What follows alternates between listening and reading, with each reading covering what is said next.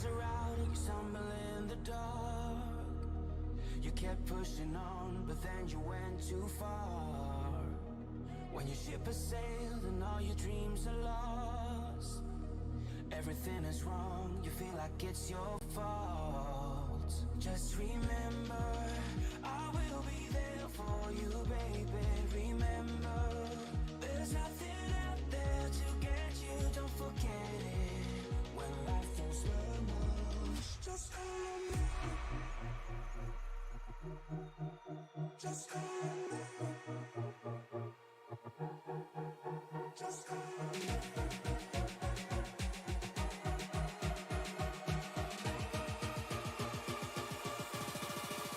Just call me.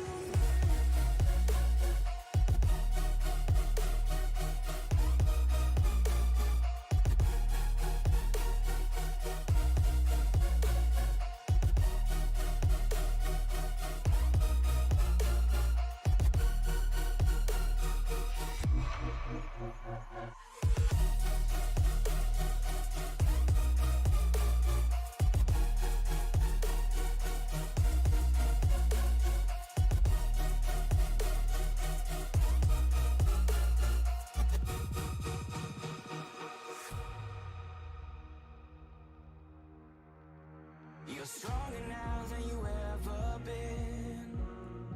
You gotta leave now, it's time to catch the wind.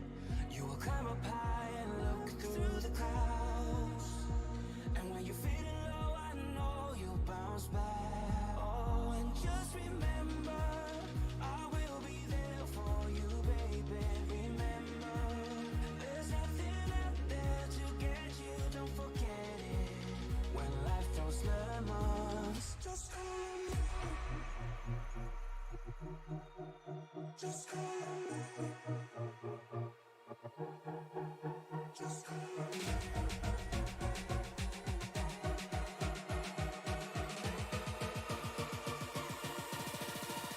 Just call me.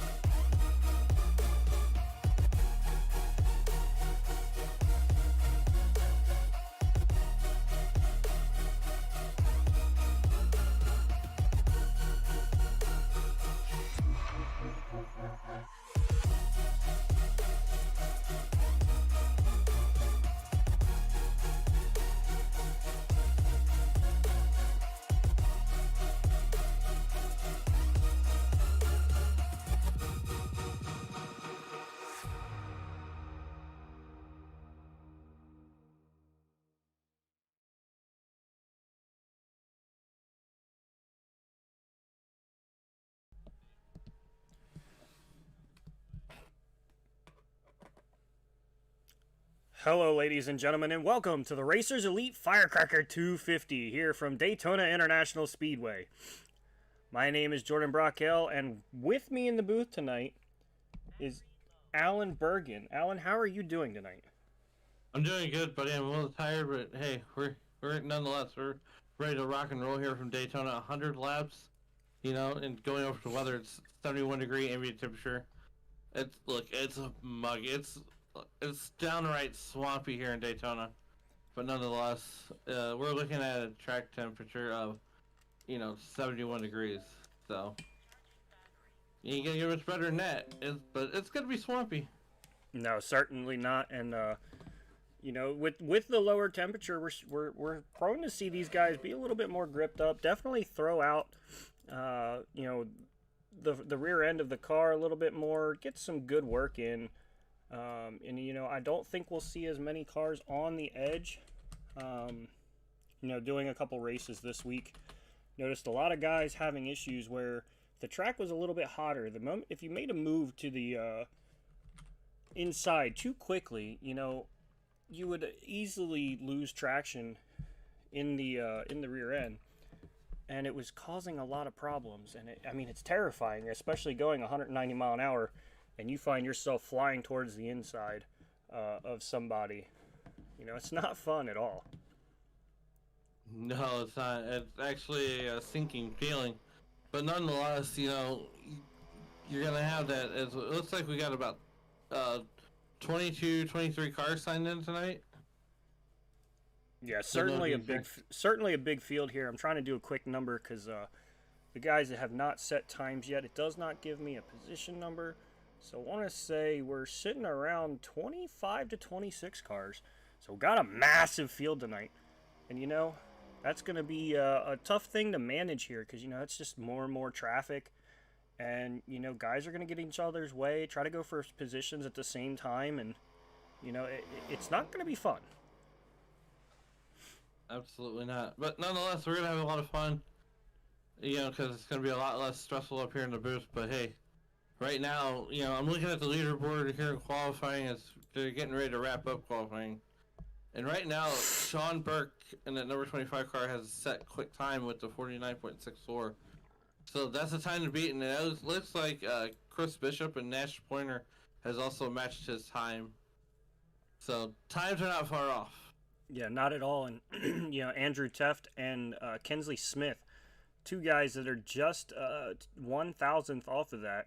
And I'm sure if we looked at the times a little closer, I would almost bet that they're within a couple hundredths of each other. So these guys are all pretty much on a level playing field.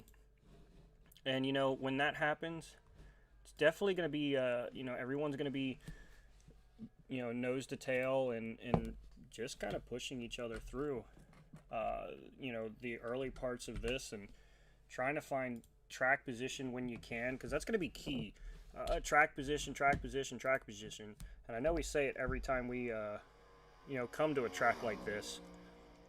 And then, you know, somebody from the back is typically the guy that ends up getting through and winning.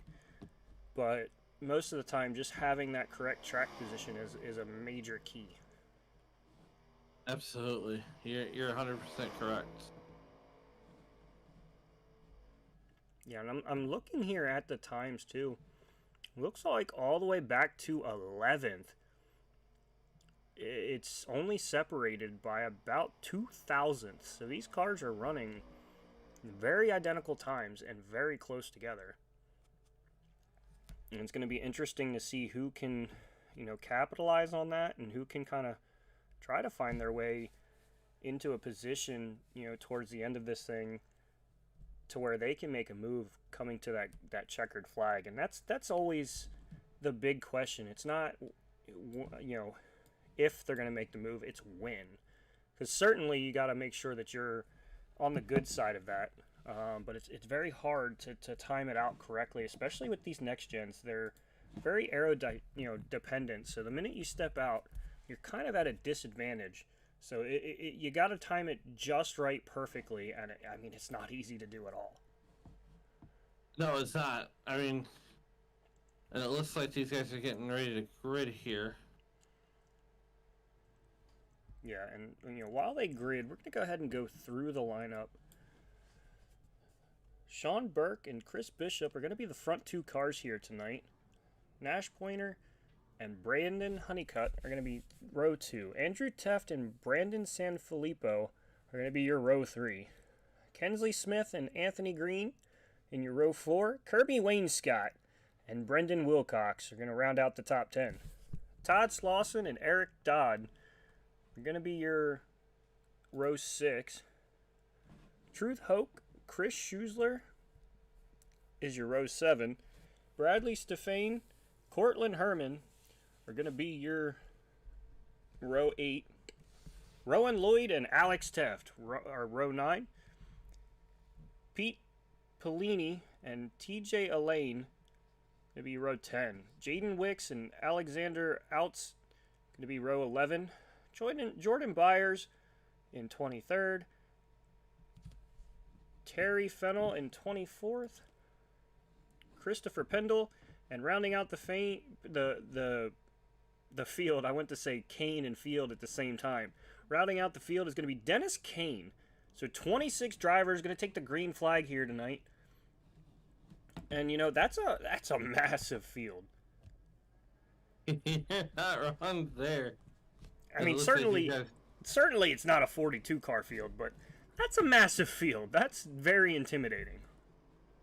Yeah, and to your point too, Jordan, these guys are also racing for over $500 in prize money here tonight, and a signed William Byron helmet. So, $100 to the winner, or 150. I think it's $150 to the winner, and they pay out 3 spots. So that's the thing too, Jordan, is these guys race a lot differently when you put a little skin in the game than they do whenever it's just you're racing for points. Oh, 100%. I mean, Yeah. I believe it's 150 for the winner and second and third. So definitely money on the line is always something that you love because you want to get it. I was looking for our pole sitter, and I do not see him in our chat, so we're not going to get to talk to the pole man or our second place truck or car tonight. So no interview there. But certainly, I was just going to ask what their strategy is, and asking what strategy is here at Daytona is like asking the most rhetorical question there is. There's not really an answer for it. You just kind of throw the notes out the window and just say, well, whatever, however the dice fall is how it's going to fall. Because I mean, you could have a green flag from start to finish, green to checker, or you could have a wreck fest. I don't think there's gonna be anything but a wreck fest as the Iracing pace car brings the field out of the turn 3-4 complex. And Jordan, this is your sandbox tonight, buddy. Yep, certainly is. We're gonna see that pace car take that hard left turn. Get ready to set these horses free as Sean Burke is gonna roll towards the box.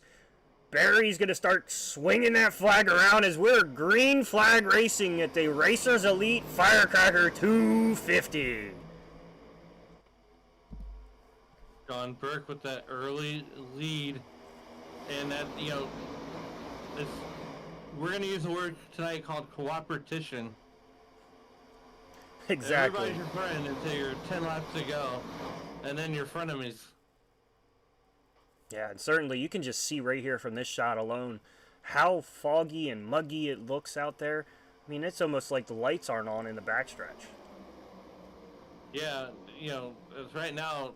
Sean, Chris, the 12-car Nash Pointer is pushing Sean Burke on the inside line. And, at what point does the outside line get to the front and bail on the out, and bail as, it looks like the number 42 car is on the outside line now. Yeah, it certainly looked like he went a little wide there. I don't know if he wasn't expecting the 93 to still be there. Maybe not. And I want to take a look on board. It doesn't look as bad for these guys up here as up front as you see Honeycutt and Bishop pushing their way to the forward. Bishop gets dropped by Honeycutt, so Honeycutt's going to lead that top line. Ooh, I like this. Sean Burke, and that right now is who we're riding with in that number 25 car. You talk about strategies. My strategy would be fall to the back and try to avoid all the mess and carnage. Yeah, and you see right there though. But Bishop's gonna remember that Honeycutt kind of pulled a little bit of a juke move. We got Saturday college football back, and certainly Honeycutt putting a little juke move on the 42. It was looking like he was gonna stick in behind him down the front or down the backstretch. But works with Sanfilippo to get to the lead, and now all of a sudden Anthony Green out of nowhere finds himself in the top spot. Yeah, Anthony Green there, that number 86 car, finds himself all the way up there and running around the top. We got a car in the wall, a little bit of a wiggle from. That's okay. I don't know who it was. It looked like Todd Slauson. We're still mean and green. Certainly are still green. That could have been a disaster very quickly.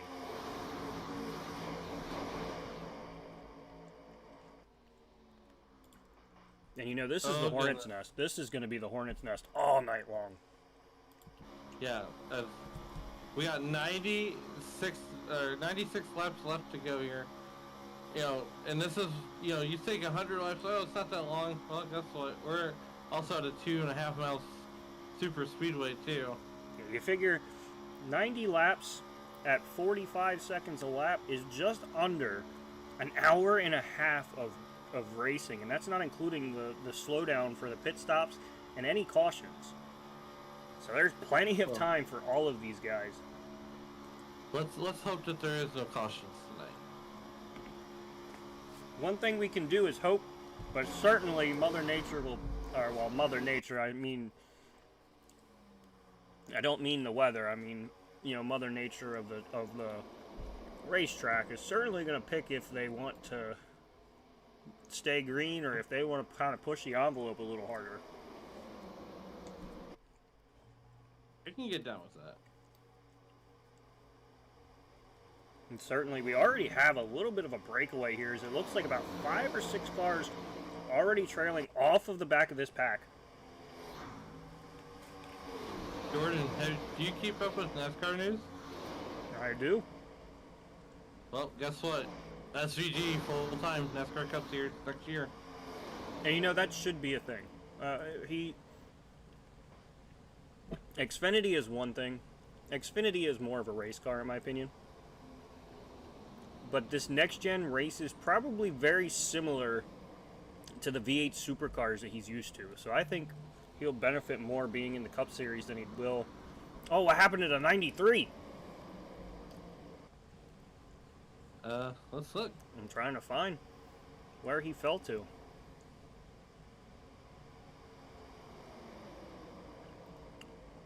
Looks like Sean Burke's... oh, my bad. I'm looking at... His number on the sim is 25. But his car number is 93. Let's see what happened here. Oh! It looks like he got a shot. I think... Certainly, not what you want to be dealing with at that point in time, because that's not fun. Take one more look at it. Oh! I did not see that. I don't know who that was that came across. Nonetheless, Sean Burke almost getting collected in there. As we go back live here. So Sean Burke definitely going to be praying for a caution at this point, as we have a 3-car breakaway now. That's what these guys want, is that 3-car breakaway. And I mean, they are definitely in control of this race. And I mean, Honeycutt is all over the back of green. Yeah, Anthony Green there in that number 86 car. And right now, Brandon Honeycutt's in the middle of a Chevrolet sandwich, as this is a Chevy and Ford heavy field. Yeah, and you know, Honeycutt, the lone Toyota within the top 15 right now, too. Oh boy.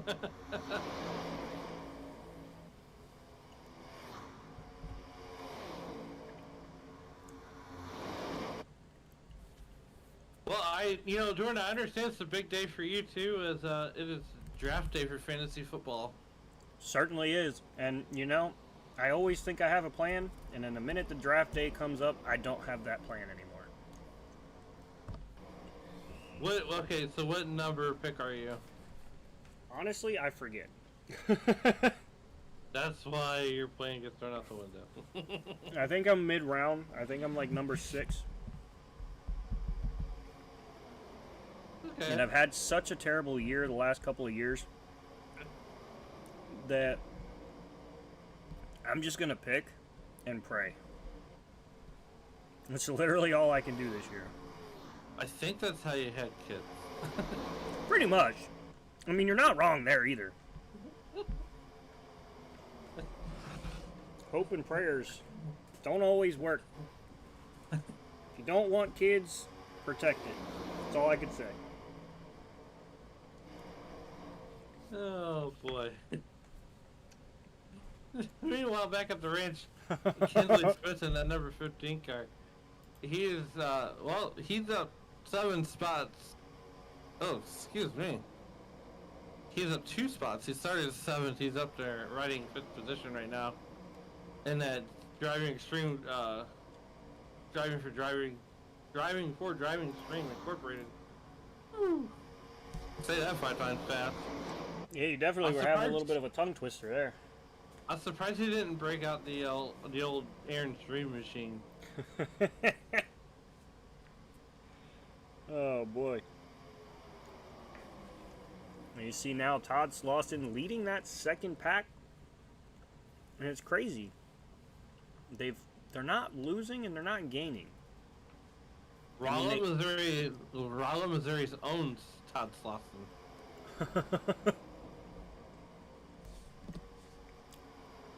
I brought up the details to see if it would say that. It does not. You know, I had to find it out by talking to him one night. Yeah, and it's like, so one of the first leagues that I joined in on iRacing, I just was racing one night with the guys that were on my team, because what the league I had, it was based off of IRL. So you had a guy who paid for the team, and he paid $5 for each charter. So I had Penske, and with Penske I got Wood Brothers. So I had four charters. Well, the guy that raced the 22 for me, we were racing one night, and I was like, dang it, man, Baltimore's popping tonight. And, you know, I heard cop cars and everything outside, and I was like, Baltimore's popping tonight. And he was like, Baltimore? And I was like, yeah. He goes, dude, I'm across the bridge. I'm in such and such. And I was like, what? It's just crazy. Funny how the world works, right?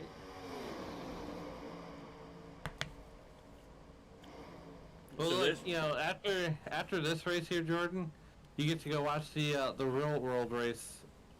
And that's going to be a Coke ton of 400. fun. I think that's going to be a fantastic race.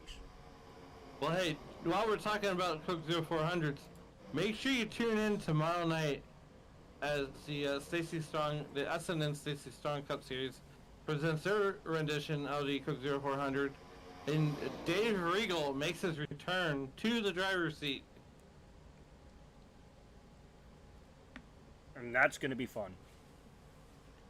Yeah, so you'll hear Mike Demoney and Matt Metler up in the booth for that one, and I may or may not pop in and say hi.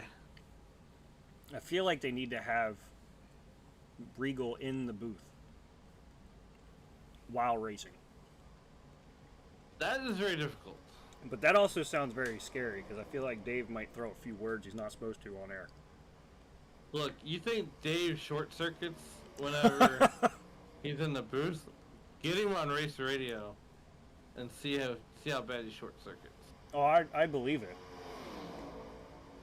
There's only 2 people that Dave will send an angry text to while they're racing. One of them's in the booth, the other one he's racing against tomorrow. So me and Alexander Gangler are the only 2 guys that will stay out when everybody else goes in under caution. And I'll get a text from Dave Regal.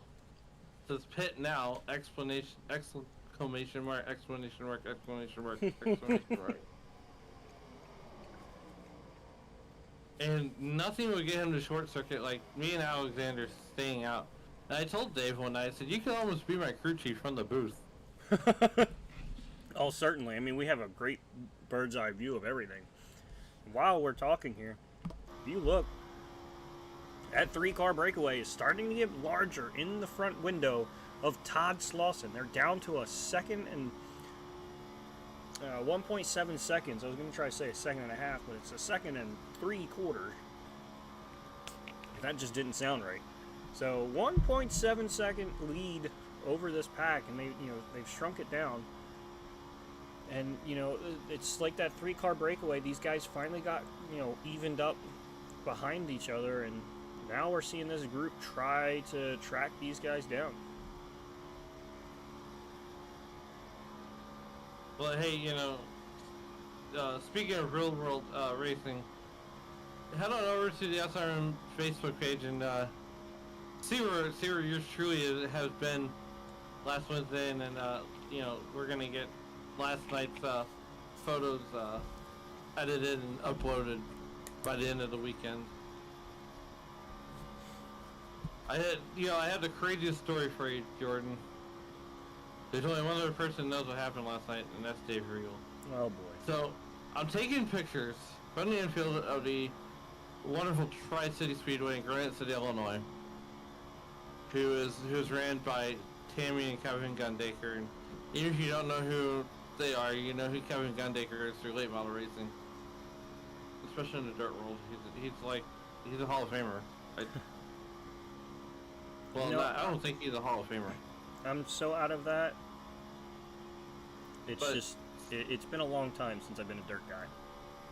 So, long story short, so I'm down there, I'm in the infield taking pictures in the front straightaway, and the official comes up to me and says, hey, the owner wants you to take pictures of the trophy.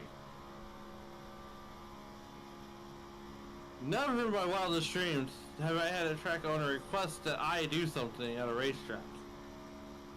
I'm like, what? Okay, whatever. You want me to do what now? Right, and mind you, this is only my second race doing that, doing pictures. But, be sure, go onto our Facebook page,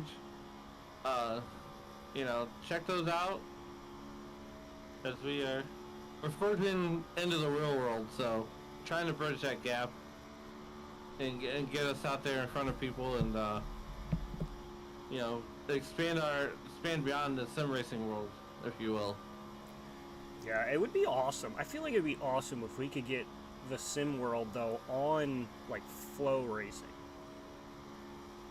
I mean, Ben Shelton commentates for the Spring Fling with Victory Lane Racing.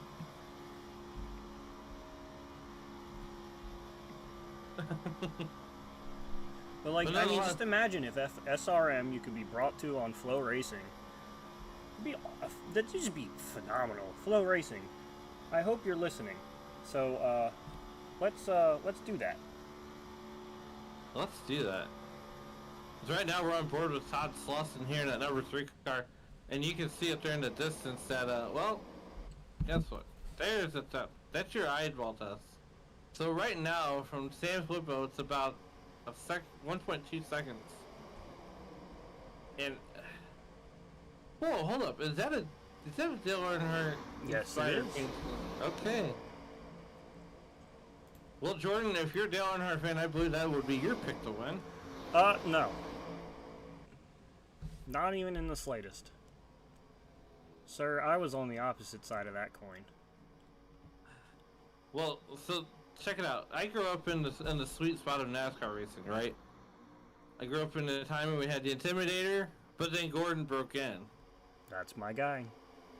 Right? So, when I was growing up, everybody hated Jeff Gordon. Everybody hated Jeff Gordon, right? The Rainbow Warriors. Because Jeff Gordon won all the time. And then, here comes along Jimmy Johnson. Everybody hates Jimmy Johnson, right? Because he won all the time. He won 7 championships. Oh, 100%. Wish he would have gone for 8, but... And now everybody hated Kyle Busch because he won all the time. Now Kyle Busch is like a fan favorite almost. So there's it says Regal is going to need a Hail Melon type qualifying effort. Hopefully it's not over before it begins for him. I don't think it will be. He's on a chartered team, so. Oh, so he is. He's in regardless. Okay, well, Devil Charger, he has a charter, so he's going to be there. I mean, it might still be over a lot earlier, given. I mean, unless he gets caught up in someone else's mess. Well, I mean, you made the bet with him for him to get back in the car. As we're looking here at Andrew Teft leading that next line of cars, you made the bet with him. And, you can see Kensley Smith now on the high side trying to catch those 2 cars. I think they made the move just a touch bit too early, but certainly they're there to try to take over. As it looks like the 12 of San Filippo was going to pop up there and work with his DEI teammate.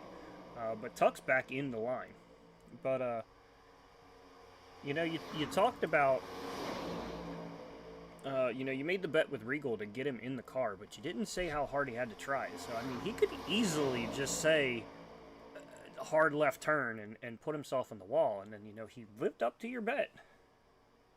Well, he still has one more aspect of that bet, which I don't want you to regurgitate your launch when I tell you that. Ugh, I know what it is. Whoa, as Kendley Smith almost caught a bad bump from that 20 car.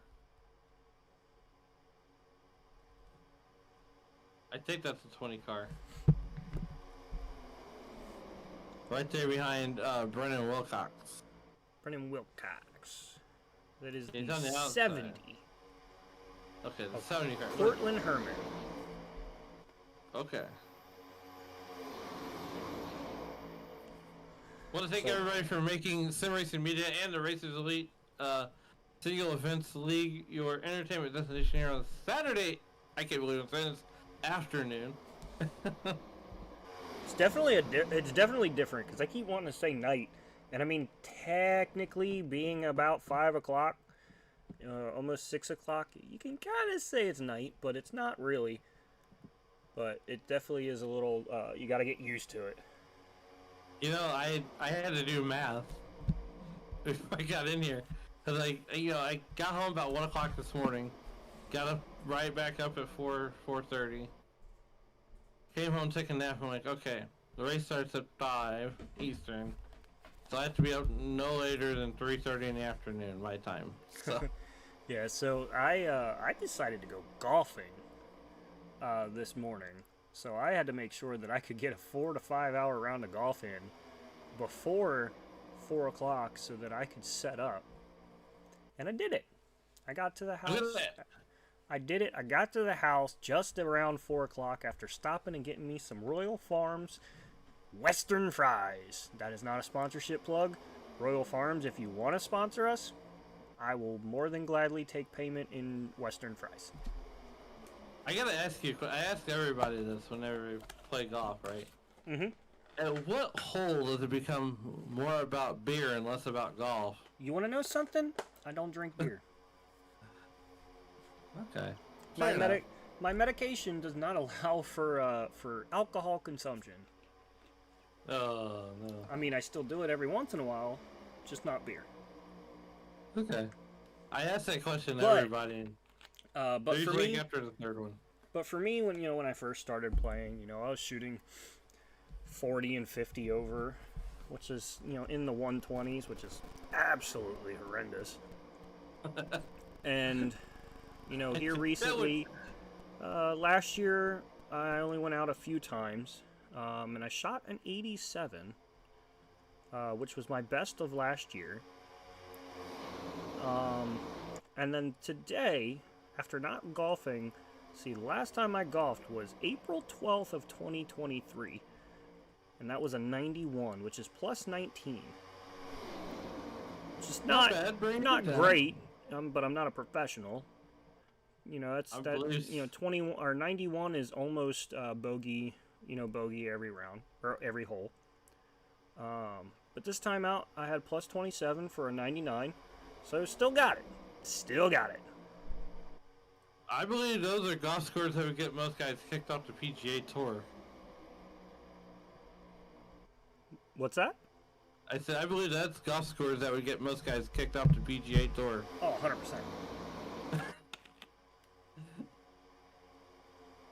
I mean, people could shoot 3 over, 4 over, and not make the cut. So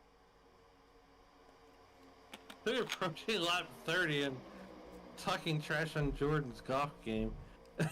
Hey, we'll go play one hole and we'll see who's the better golfer. Oh, you are hands down. I don't play golf. I don't even know how that's relaxing. Okay, here we go. Tangent time. Who in the world ever said that golf was ever relaxing? That makes me short. Oh, I'm gonna go relax and play golf. How? You know what's relaxing? Being out in the middle of a lake with a fishing pole and getting a sunburn is relaxing. Oh no, sunburn! That is relaxing. Don't sign me up. I'd rather not be signed up for that. Well, look, I buy a compression on SPF 100.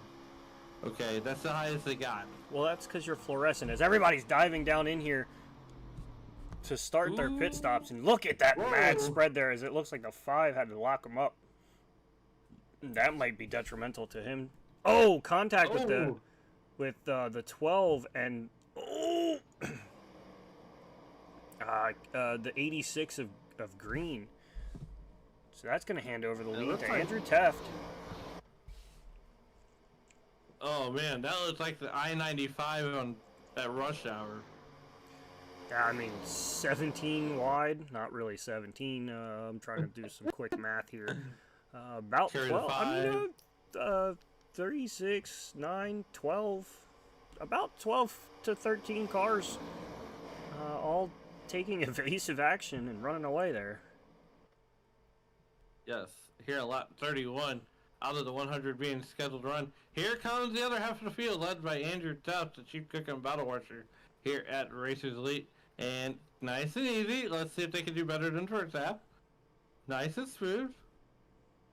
Nice and smooth. Okay, yep. The fireball gets into his hole. Oh boy. You know, I feel like you have to take tires here at Talladega, where it's all about, you know, you have to have some degree of handling at this at Daytona. Unlike Talladega, where you just mash the throttle and turn left every so often.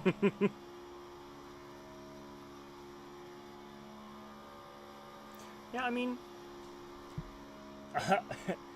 Egbert said I-95 at rush hour. You realize at rush hour, by the way, that means they would be all packed up. They wouldn't be going that fast. Well, I mean, yes, minus the slowdown. I-95 at rush hour minus the slowdown.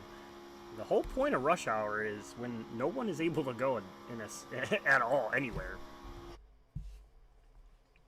You see Alexander Outs, Wilcox, and Herman. The only ones are these 3 cars have broken out. Just came down lap 30 with the rest of the group, and they find themselves flipping it there on San Filippo, not to make a pun there, but certainly finding a 3-car breakaway once again here.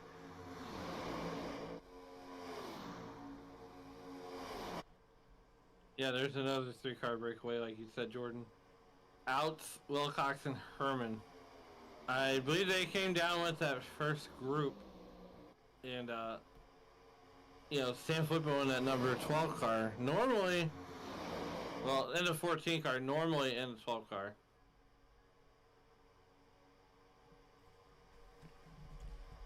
Working lap 34 of 100 scheduled to be run here. And like Jordan said, we have 3-car breakaway, and then a little bit further back, you got Brandon San Filippo there in the 4th position.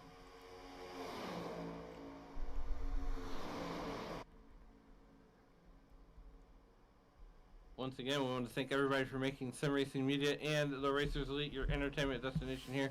We got 26 cars took the green flag. Rowan Lloyd being mired back in that 26th position. Number of laps down. And, after all these pit stops are done, we're going to go ahead and take a quick step aside here. And we'll be back with more racing action here with the Racers Elite Firecracker 250.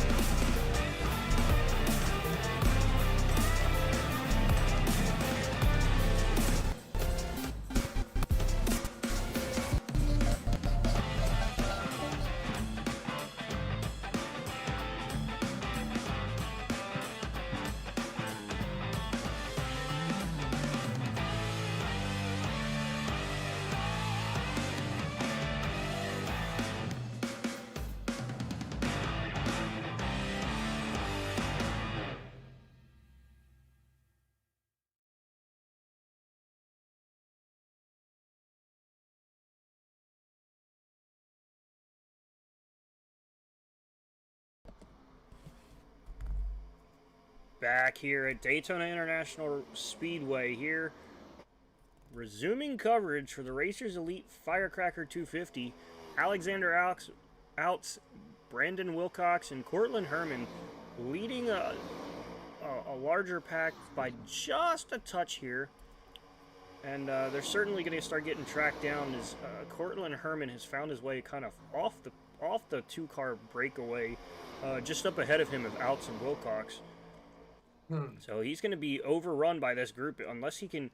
Oh, he tried to throw a little bit of a kind of a block there to try to keep them behind him, but Sanfilippo and Honeycutt decide that they're going to jump by and keep this going. Yeah, there's Brandon Sanfilippo. You know, and that number 12 being shown as a 14 on live timing. So don't adjust your televisions or your tablets or refresh anything. It's, well, you know, we're 38 laps in, almost to the halfway point, you know, about 10 laps away from halfway, and we've only been racing for roughly 29 minutes, which is unheard of. Well, that's the thing about the series, and if you watch this on Tuesday nights, Wednesday nights, and even Thursday nights, this league takes a lot of pride in safety, as you know, as those races have the incident points cap, and if you will, and so that's the thing too. Is, you know, it takes a while to get to that point, you know, but there's no surprise to me that, you know, here we are on lap 39 and we've yet to see our first caution for cause. Well, now you done did it. Did what? Well, you said we haven't had a caution for cause. Now we're gonna get it. I mean, I could give us a debris caution. Remember those? Yeah. Joe Phantom cautions that NASCAR put out? You mean still put out? Well, no, now they just call them stage breaks.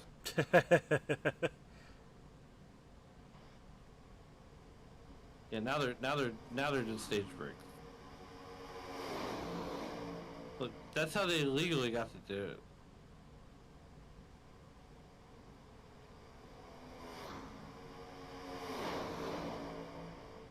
Yeah, but I mean, I can't complain about it too much. I do really enjoy the stage breaks, and I mean, I understand where, you know, Carl Edwards came with it, you know, talking about, you know, you gain an advantage and then you set them back up and, you know, take away that advantage, but it's just sometimes it's a little bit more, it's not that it's more interesting, and, you know, to me, it's just, I don't know, I just enjoy it. I think it's a good way to get everybody into the sport in general, and, you know, you're not really getting, you know, a couple hundred laps in, and then, you know, the guy's got such a massive lead that, you know, it just, there's nothing to watch.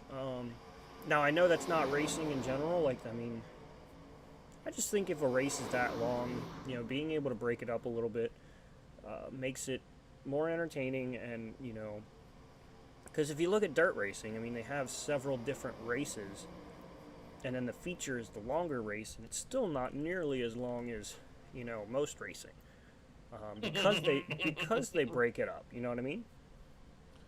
Yeah, well, you know, so once you get to the you know, your World of Outlaws, your Lucas Oil Dirt Late Model Series, you throw a couple of those 100 lappers in, you know, so you got the World 100 coming up here in September. Those are the longer races. That's when you really got to set your car to. And I mean, look, those dirt late models, they're a different animal than what you're used to. I mean, you got to be physically fit to drive one of those things. Oh, yeah, and I mean, I've watched enough. I'm a big 410 guy, obviously, for World of Outlaws. Sprint cars. I love sprint cars. It's just, I'm too cheap to buy Flow Racing, and I don't really ever know if it's actually on TV. I doubt it. But, you know, I follow it to a point, and I just love the heat racing style. You know, when I worked with late model stock cars, you know, we would do 260s or 275 lappers a night, and you know, it's shorter, and it's, you know, I don't know, something about it. Just doing 260s just was a lot of fun. Oh, absolutely, absolutely. You know, and I definitely do like the the sprint car world. You know, the World of Outlaws. You can catch every World of Outlaw event on Dirt Vision. Yeah, and I mean, I'm a big Brad Sweet guy. Ooh, the big cat, Brad Yeah. Sweet. I like it. And it's mainly because, I mean, it's, I believe that's Casey Kane Racing, right? It is, yes. Yeah, because the 49 is how the Red Bull 4 used to be. So, you know, I was a big Casey Kane guy, so being able to watch, you know, his team, that's what pulled me in. And then, you know, he has Napa, which is Chase Elliott's sponsor, so it just all fit together. Yeah, I like it. I can get behind it.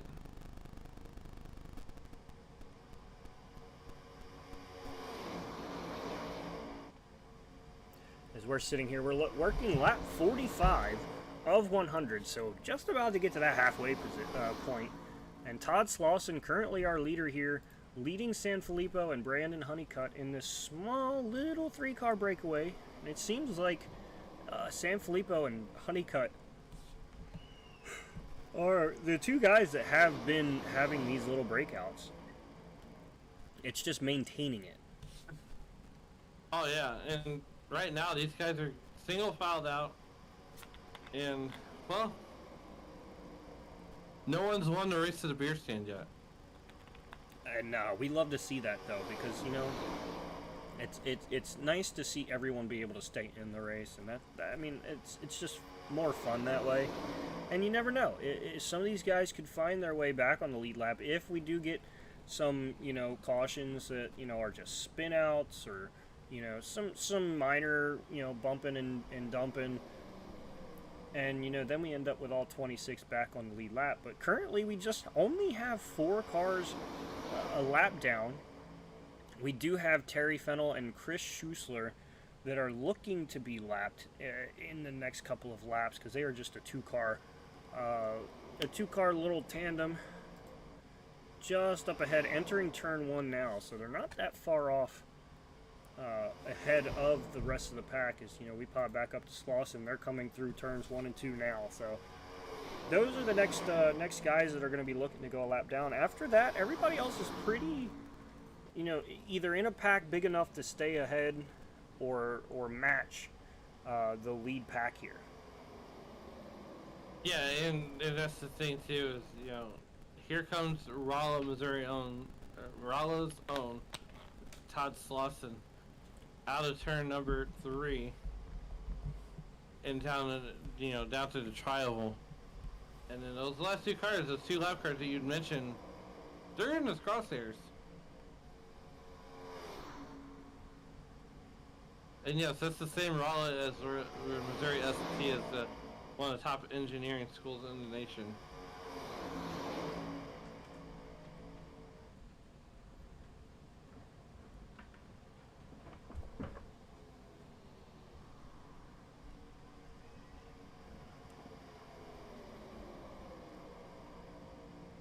You know, Jordan, I gotta wonder, I can't help but wonder, do you think these guys will try to one-stop this race?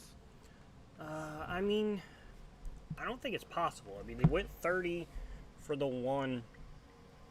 They're going to have to try to find an extra 10 laps if they're going to try to do 30, 30, and 30. Because that would turn it into a 3-stop race. So they're going to have to find some way to get an extra 10 laps on this run to be able to make it a 2-stopper. Because your magic number is going to be about lap 70 to be able to push it to the end. So we're going to have to see if these guys are able to do that. I am seeing right now, it looks like Bradley Stefane. Oh, just as I go to say that, big wreck behind. Oh, well. You can send all your hate mail to Mike the Money at simracingmedia.com for that caution flag. I'm sitting here frantically trying to find it because I feel like they vanished. Well, there's the wrecked race car. We're gonna take a peek back here, see what happened.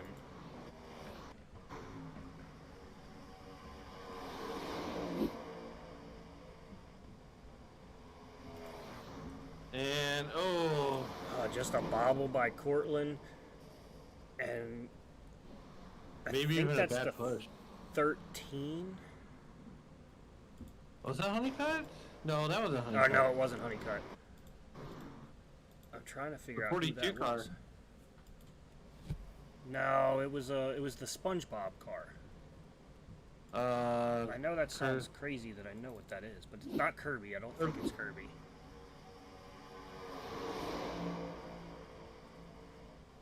Eighteen. Don't think his number's matching. Let's just take a peek and see if it's Kirby. It is not Kirby. No, that's Colonel Kirby. Who had the SpongeBob car? Oh, Jordan Byers. Oh, so he was actually a lap down when that happened. So the 70 car of Oh no, the 18 comes down. Okay, so he went Beyonce and to the left, to the left. To the left, to the left. Everything you own in the box to the left. Damn it. I'll take a look on here. See if he just kind of got looser or something of that nature. That was music to my eyes, buddy. It's music to his eyes.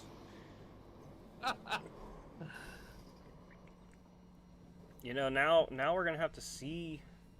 You know, these guys are going to have to definitely stop again.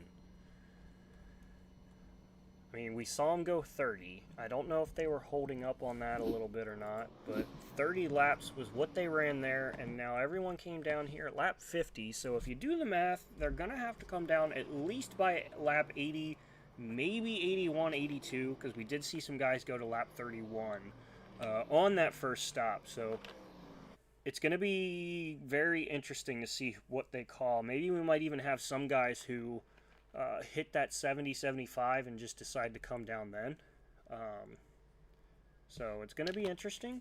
You know, while these guys are going to be pacing around, we're going to go ahead and step aside one more time just to get a couple commercials out of the way.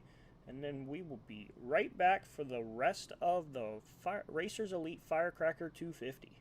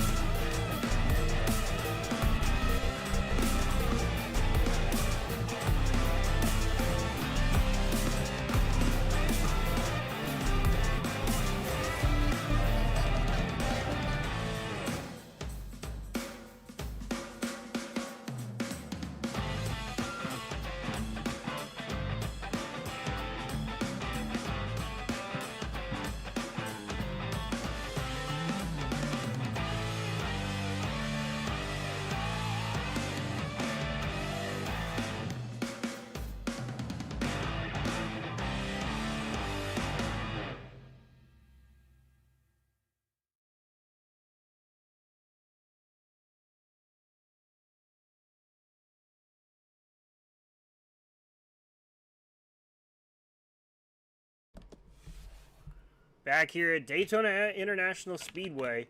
Sorry for the delay coming back. I was over there singing that Beyonce Irreplaceable thanks to Alan Bergen. And that song is now stuck in my head and I can't get it out. And certainly, I mean, we're going to see these guys going to the left as they turn into these corners, but the last thing we want to see is them go to the left, and collect another driver. You don't want to see that, for sure. But, I mean, ultimately, these guys have been racing clean. Our first caution for cause came at lap 50.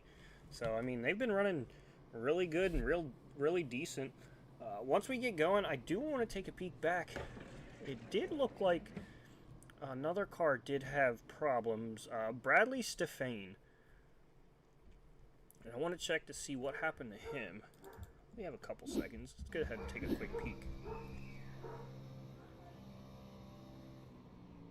I guess Bradley was done racing. So, certainly, I guess, got to the point where he was like, I'm done. He looks like he's going to win the race to the beer stand. That's it, yeah, exactly. He just decided, he was like, yeah, I want some beer. Beer. At what lap does beer become more important than racing? As soon as you get, as soon as you fall behind, but who's not falling behind is Brandon Honeycutt, as he takes it green and leads off with Todd Slauson in behind. And I think San Filippo thought maybe they could do a teammate restart, but I mean, Slauson is pushing the crap out of Honeycutt here, trying to get San Filippo down, but everyone's going to jump up and try to help San Filippo here. Yeah, these guys are 2x2 doing it Noah's Ark style down the back straightaway. Here comes Brandon Sanfilippo there in that number 12 car. 14 on the live timing. 5 of Alain, TJ Alain. And he's out. Oh, wow. But here comes the 45 car, and that's the Fireball car. Making laps like the Fireball that he is. And, well, look, he's on the inside line right behind the 5 car. Dennis Kane mirrored to that 3 spot there and outside on the outside lane. But here comes Brendan Wilcox trying to help out Dennis Kane. These two are regulars in the Thursday night next Racers Elite Cup Series.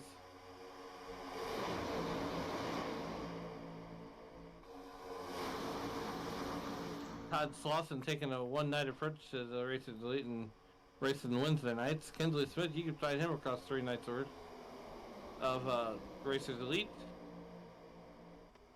Working lap number 54, so. Dennis Kane, someone we haven't called at all tonight yet, has found his way up in front, leading this lap up 25 spots from where he started, decided to start from the back, tail end of the field, and has found his way up into the top spot right now.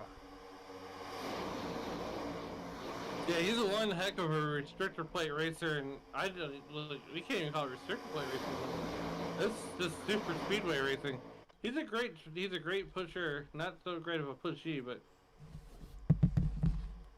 you know, he's making it work. Certainly making it work. He's now behind Alexander Alts. Looks like these guys are just trying to find a way to be the lead car. Usually you want to be the one that's just behind. I don't want to be too far behind, but I don't want to be out front either, because I think that 5th place is a good sweet spot. Yeah, I mean, at least being, you know, 3rd or 4th in line is where I typically like, because you're not pushing. You know, you may give that 2nd place car in front of you a shot to get back up to the leader of that pack or that line, but for the most part, you're just hanging along, saving. Well, there's only one person, well, I wouldn't say one. Jonathan Leach has actually been on the racetrack with me, so. Some tracks I'm just fast enough to be a rolling roadblock. Other tracks, well, I excel. I think I like to say excel on the speedways. As the inside line loses all this momentum and the outside line is like a freight train. Yeah, and certainly putting these guys back a little bit here is Brendan Wilcox is being pushed by Kinsley Smith, and Jaden Wicks, even with a damaged front bumper, is still you know, able to pull a good draft and stay in front. Well, hopefully that SI line will come in like a wrecking ball. Oh, there you go again. Ladies and gentlemen, the musical stylings of Shane Brackel. Shane Brackel? Jordan, sorry. You were combining two different people there, huh? Hey, that's alright.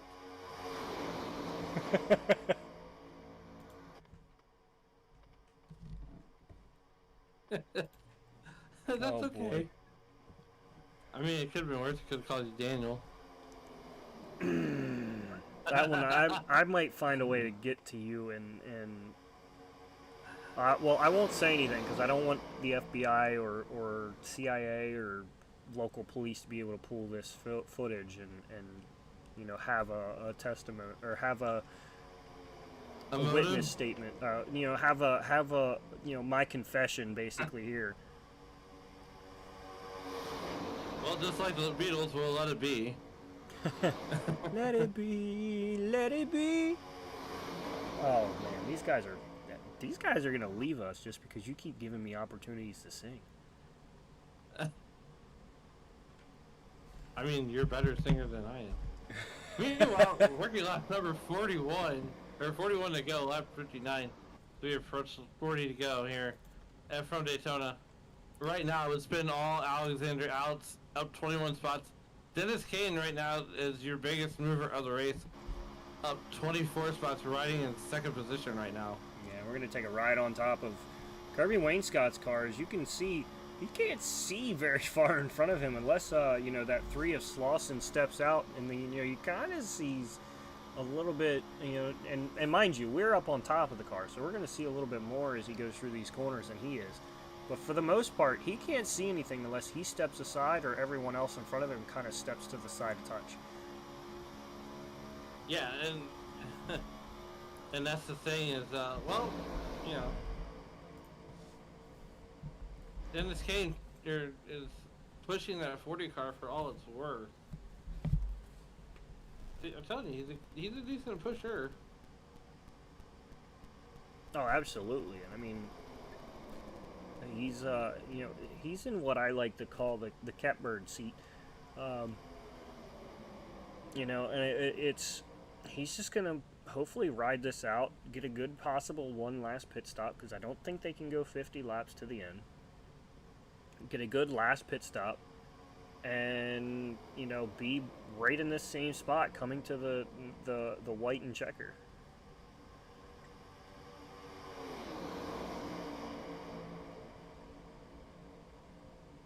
$39 laps to go here from Daytona. And, well, you know, Dennis Kane barely a half second, well, not even a half second, he's right there. And so is the other 30 or 20 something cars. Working lap 62 out of 100 here from Daytona. This 250 miler.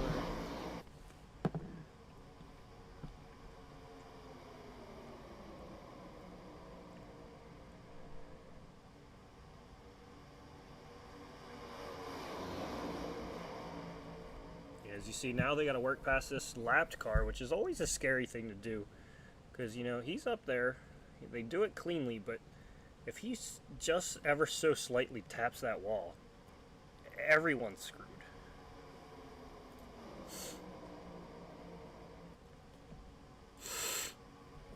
Yeah, right now it looks like there's getting ready to be a 2-3 car breakaway with Dennis Kane and Alexander Allison, Bredesen, Flippo, and throw Brandon Honeycutt into the mix.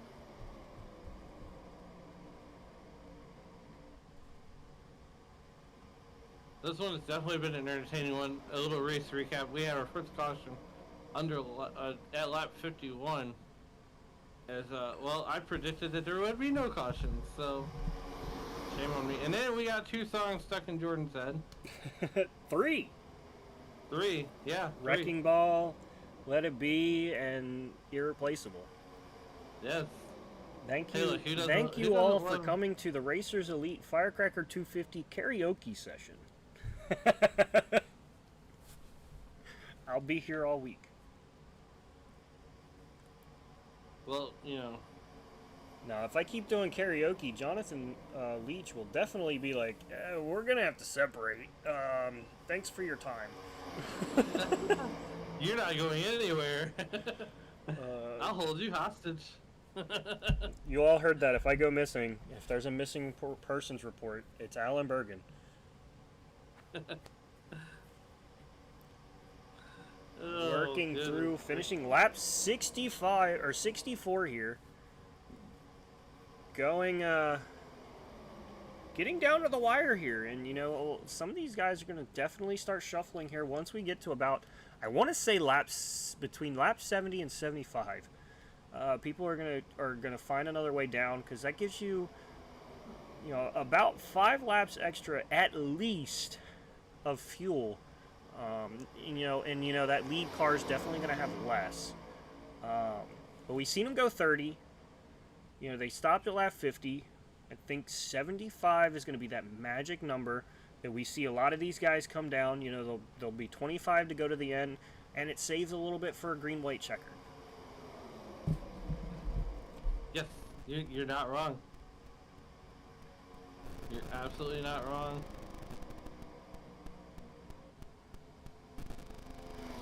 That's right now.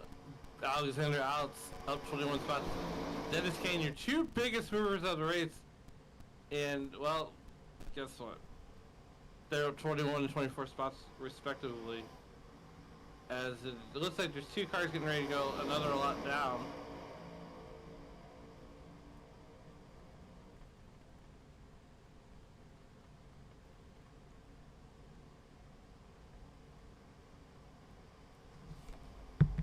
Yeah, and, you know, we see the 6 of Pendle trying to work that high line. And it's kind of different than we've seen here in recent memory. Is, you know, it's been top line dominant for a while here with this next gen car, and this is probably honestly the first race I've seen in the next gen that we've seen that bottom line be a little bit more dominant. Because even with a smaller pack outside, usually that outside line is prevailing a lot more. But I mean, it also depends on how well they stay in line. You can see here the 43 is a little low, Teft was a little high, the 42 is peaking outside of the 6. So they're not quite lined up as good as they should be, but definitely enough to keep pace with the leader.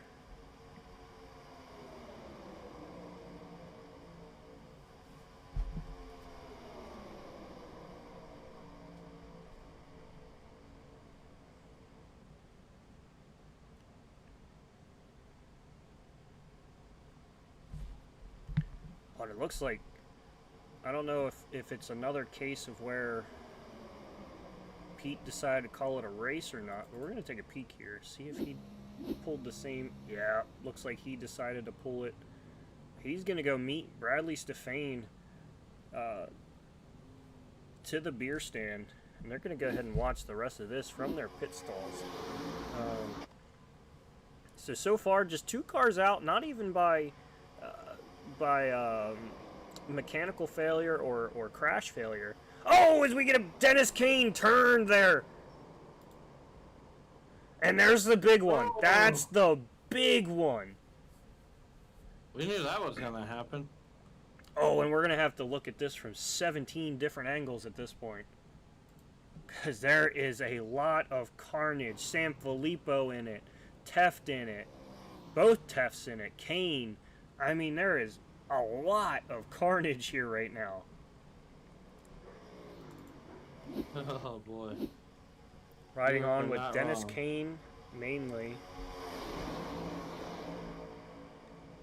It's just one of those things where, oh, just gets a little bit there, and then a big one happens. Everyone, everywhere. San Filippo, the 50 of Terry Fennell. San Filippo, Andrew Teft. I mean, it is a madhouse over here. The fireball car was involved? Oh, man. take another look here. See if we can get from Sean Burke's point of view, just because he came up on this as it was happening. A little too far back. Let's go Rowan Lloyd. Wayne Scott. Wayne Scott was there. Colonel Kirby? Colonel Kirby was in it. And you can see these guys just slowing up. And look at them, just the wreckage there.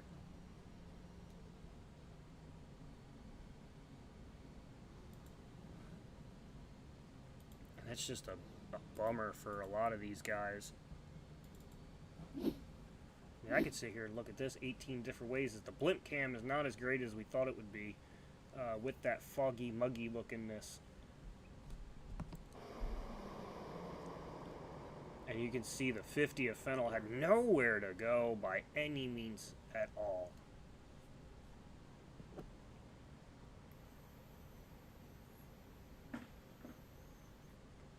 I mean, just look at the carnage. So we'll take a look on board with Teft here to see what happened from his view.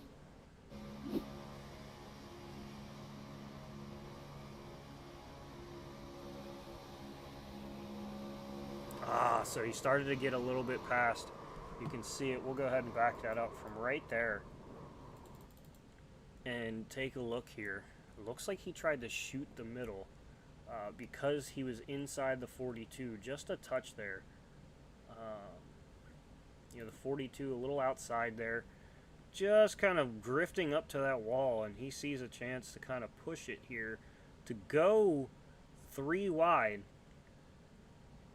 And then, you know, he kind of backs off, but Kane and him kind of move in the same direction at the same time. And then once Kane is hooked there, I mean, he's just along for the ride. He's a bystander. And Teft, trying to avoid more, grabs Sanfilippo as well. And, I mean, that's just one of those things. You know, he was trying to avoid Dennis Kane there and, you know, save himself as he's looking face to face with his brother right there.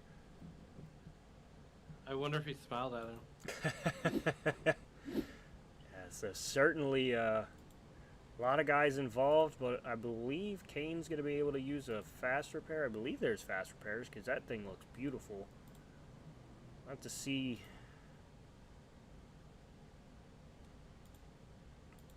Some of these, yeah, Fennel looks good. I wanted to look at the 45. He's clean and clear. So I think a lot of these guys are going to be able to pull off a fast repair there and keep themselves going forward right now. But ultimately, you're going to see Christopher Pendle take over the race lead, 24 spots up from where he started. Also electing to not take time and start from the back.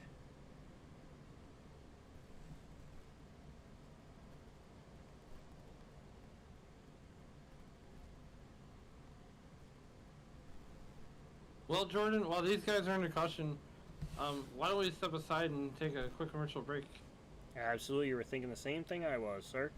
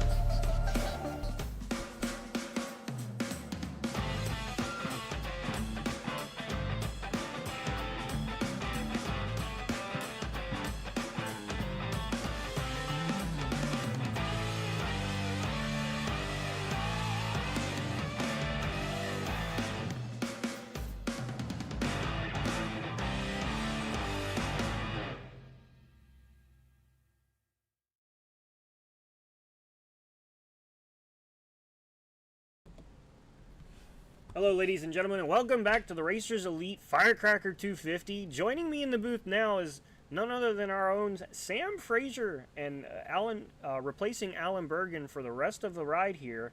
And Sam, it's been a pretty decent race. I mean, we didn't have our first caution for cause until lap 50, and now we're going to see that pace car head off to the left, give control to Christopher Pendle as he's going to enter the box. He's going to let those horses scream and put us back under green here at Daytona International Speedway. And as I was saying, it's been a fairly calm race, and just here later, towards the end of this thing, we've seen some guys kind of pushing for spots and trying to work their way through everything, and just untimely moves that have collected people, and some people going for the same place at the same time. But I mean, now it's getting down to the nitty gritty. Just over 25 laps to go here. It's gonna start getting a little spicy.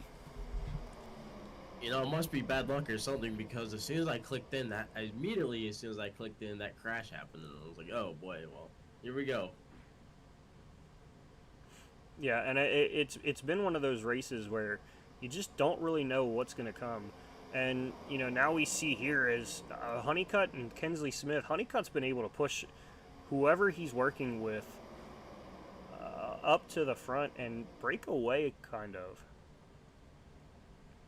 Other than the number 6, Pendel, and Alexander Outs, who's been our other biggest movers that have been all over this track, or up and down this field.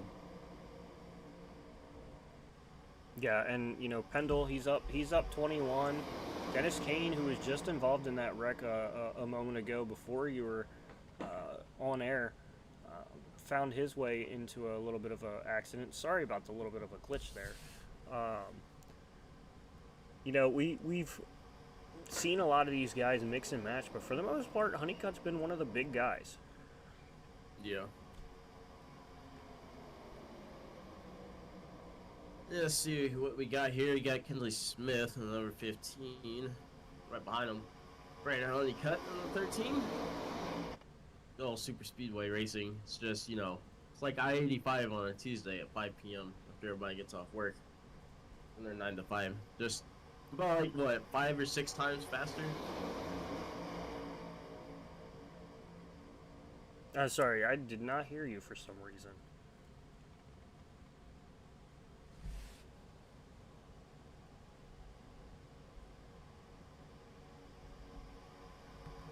You got a copy, Sam?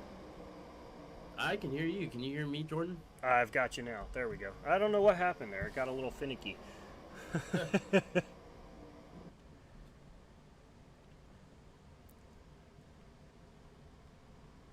So yeah, this is literally just classic Daytona racing. I mean, I don't know what else to tell you, Jordan.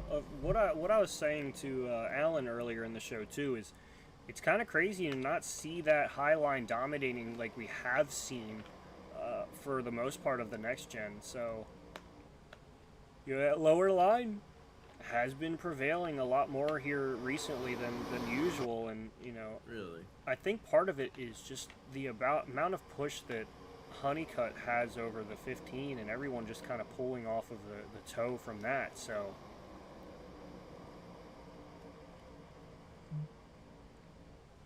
who?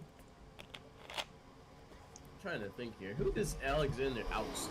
I've not seen his name before.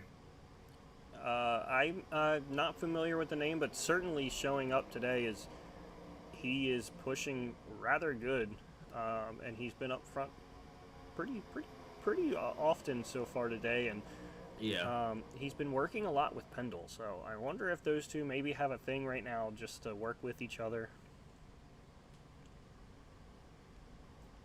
Some of these names that I see, I know are not used to racing with each other. However, I know Truth Hoke and Brandon Sanfilippo, those two are very familiar with each other's racing styles. So would not be surprised if they pull off something here in the next final laps, final segment in this race, if you would.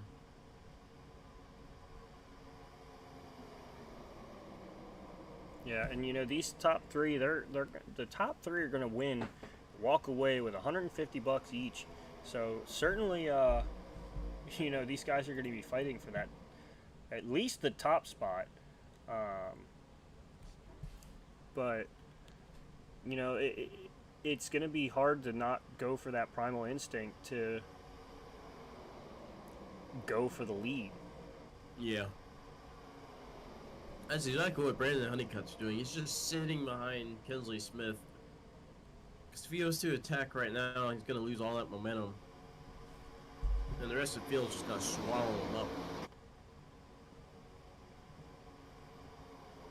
Oh, without a doubt. And I mean, it's going to be, he's going to have to just really, you know, pay attention and try to find the right groove and right move at each time. And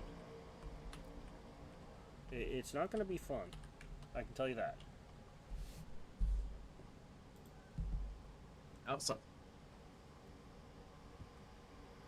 line got a little finicky there. Honestly, thought they were about to crash. They're 55. Truth Hoke, that bright red Wrangler.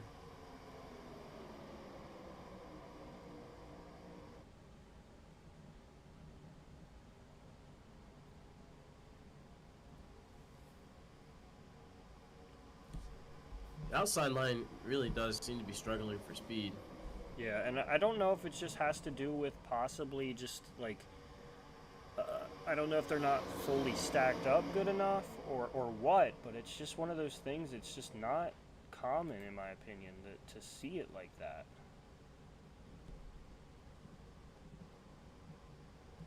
It may have to do with them not being stacked up that great, because the line they're trying to hold is not tight at all. They are swerving all over the place, especially when they're coming out of one of the 4 turns there. Seem to be fine in the tri-oval coming into it and going through and out of it, but coming into, say like this, NASCAR turns 1 and 2, they're fine. When they come out of it, they're all shaky. Inside line's doing pretty good to hold it pretty tight. Outside line's really struggling on these turn exits.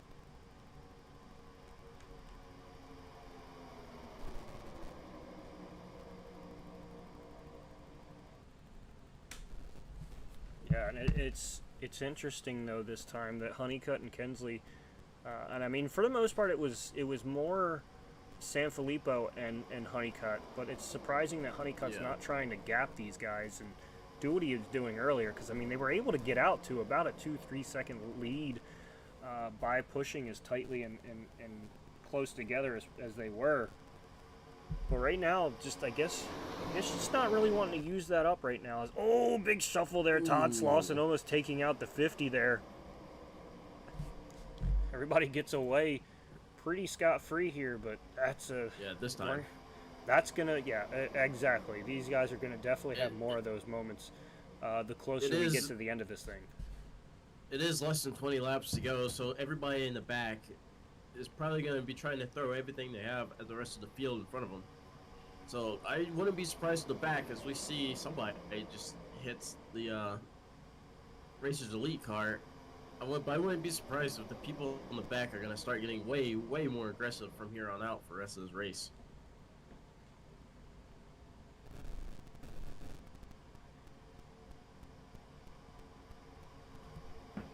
Yeah, back up front, Truth Hoke has found his way up past Kinsley Smith to take the lead for a moment here. Up 12 spots. Dennis Kane finding his way back into the top 5, as you know he was involved in that wreck just a couple moments ago, and ultimately, you know, Truth Hoke's been pretty quiet. So I mean that's the name of the game here. Is we're 3 wide. Oh, pushing almost 4 wide there, just a little bit behind there.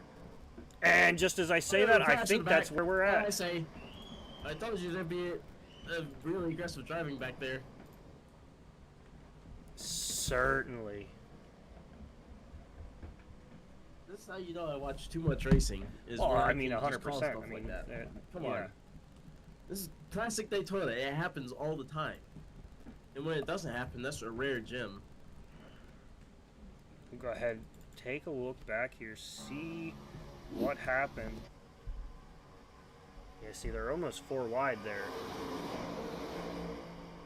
Oh, and it just seems like another case of 6. one of those. It's another one of those cases where just guys going for the same spot at the same time.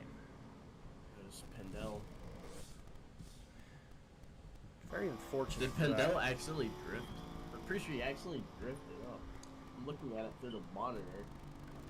Yeah, Pindell actually drifted up and it just caused chaos. He didn't intentionally turn in. Yeah, look at this. See how he just slightly drifts up? And they were so close together that it was just destined to be a crash. There's no avoiding that. No, and I want to go back and see if I can figure out who's directly behind. And it looks like the 10 of Kirby Wayne Scott, actually. Yeah, that is Wayne Scott. Not directly behind. We're a little further behind. Looks like the 50th Fennel. And then, oh, that's the 5. Remind me. You have to remind me, but I'm pretty sure Pindell had made up a lot of spots, too, didn't he? Oh, yeah, absolutely. He was up about 18 spots. Yeah, he's not going to be happy about this one. I want to back this Not up going to here be happy. so we can see it from this, from the car in front here. You see, he kind of gets, it's almost like he gets pulled in by the wake of that 45 there, being almost 4 wide. Yeah. And then he sees the apron and gets scared of the apron, moves up, and when he does, it just, you know, collects him in the 86 there. 45 is pretty lucky, though, that he didn't get Oh, absolutely. The 45 should have been hooked. Yeah, he should have been hooked and gone straight to the inside and just slammed him to the inside infield barriers. I want to pop up here with the 86 here. Oh, and the 45 literally is missed by just fractions of an inch. Millimeters? Yeah. And that's terrifying. And the thing is, it's one of those things he might not even noticed it. You know what I mean? Oh, he will when he watches the replay, if he does. Exactly. So 15 to go here. Truth Hoke leading the field. Dennis Kane sitting in second, up 24 spots. So, you know, Dennis Kane electing to start from the last place position here tonight and finds himself sitting up in the top right now with just 15 to go. And, I mean, that's the place you want to be.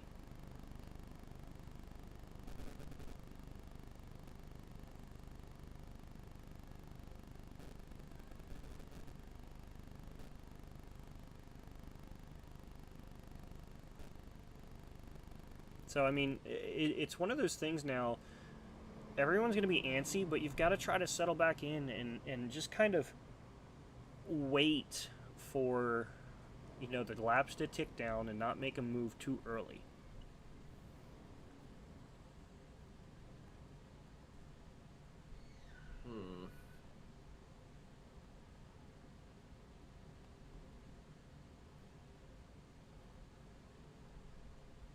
I'm not surprised that Truth made it up to first just by being patient.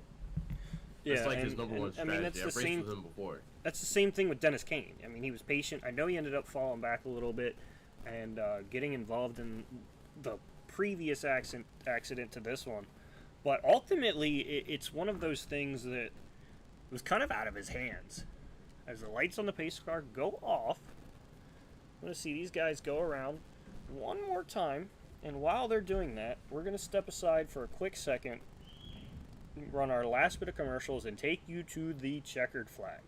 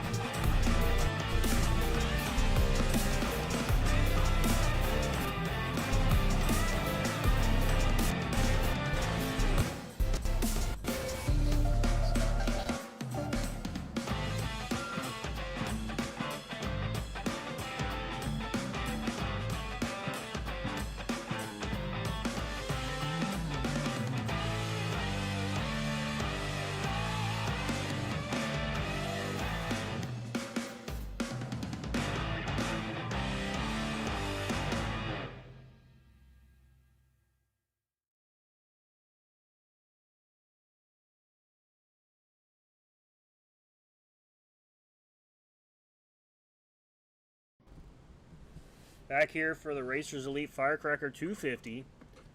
14, gonna be 13 laps to go here. Lucky number 13, and for you Taylor Swift fans, it's her lucky number. I am a closet. And Jordan lost me. Well, I'm just gonna say I'm a Swiftie. I don't care who says anything about it.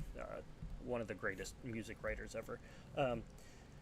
Anyway, I'll take it. I'll take it. Truth Hoag's gonna lead them. Truth Hoag's gonna lead him off. He's gonna get a massive jump, and that's not gonna be good for him.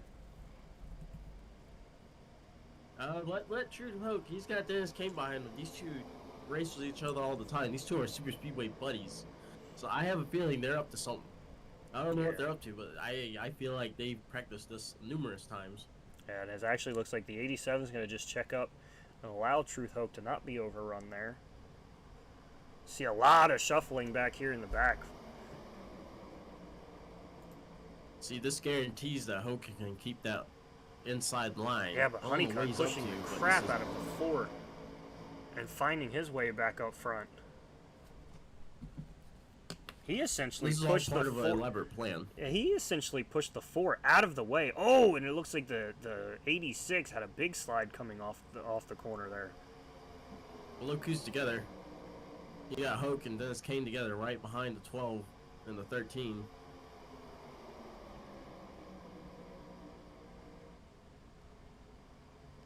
The 3 and the 26 hooked up together. Caution's out. For some reason, I have no idea what happened. Not seeing it either, but we're gonna go take a peek here, see what that's all about.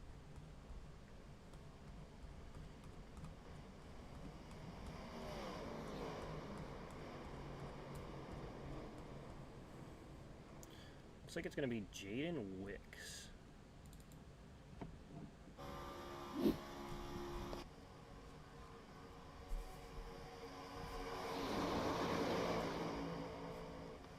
Oh!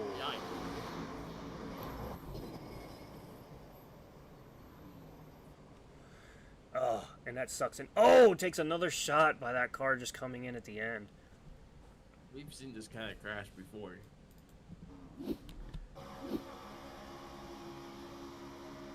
Riding on top right now. Pause. And yeah, just gets turned. I don't really know what happened to him there. I don't know either. Trying to find some kind of name of the game here. I don't know. Not seeing the 45 yet. I'm going to look back at the 86 of Anthony Green. So that's who he makes contact with.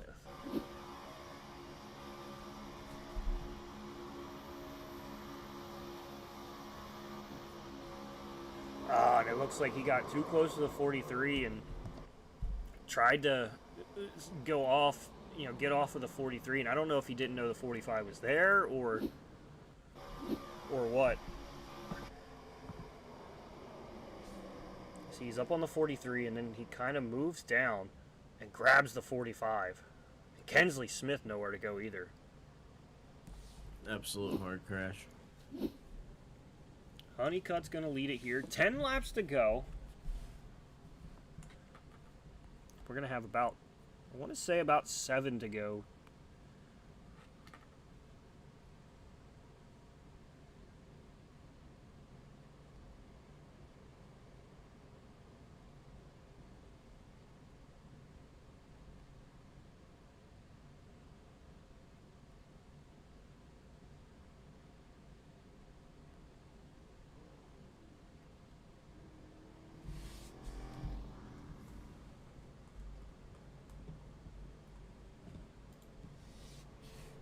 It's going to be a very aggressive finish. I can tell you that.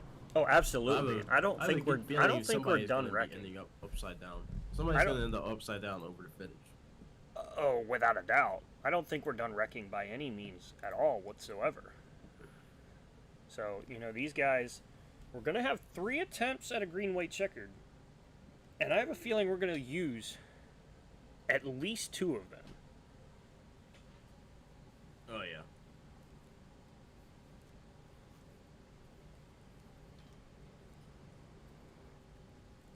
So these guys racing for about 150 bucks. Depends on the full class list. I know we have 26, so I want to say probably a little more closer to 100 bucks. Just based on all entries. But, you know, 100 bucks is not a small amount of money, especially with how much that we spend on this alone. Or I should at least say myself. I spend way too much money on this stuff.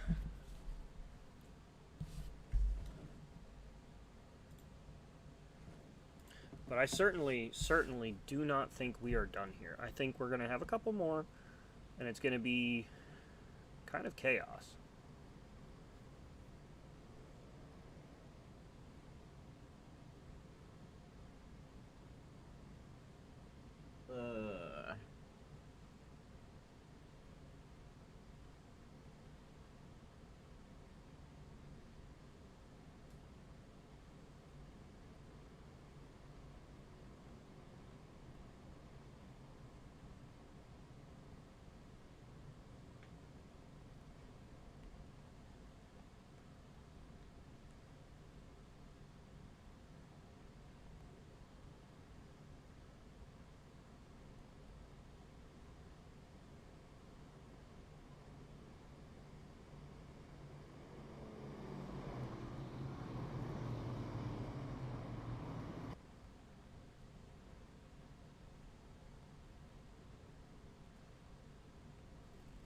Dennis Kane right in front of Truth Hoke.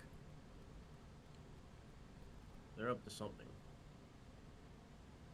Oh, without a These two doubt. will literally wreck the entire field, like in the last 500 meters of the track, to be able to get one of them to win.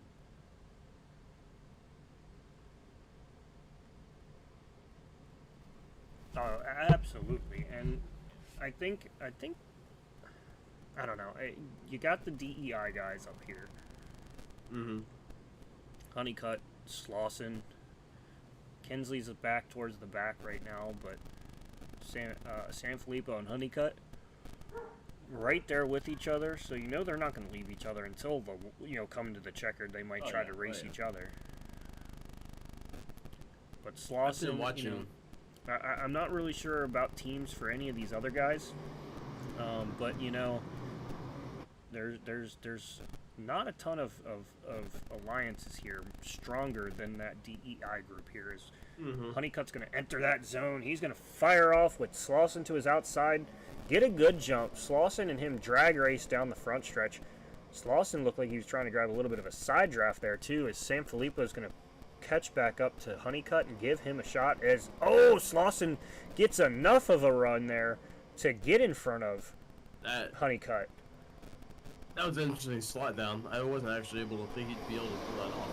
Yeah, I don't know. I don't know if it. I mean, I want to imagine that he might be a part of this DEI group here, but I mean, it's hard to say just because just because he has a DEI number doesn't necessarily mean he's with them. But I'm certain that they'll probably just work with him as if he is.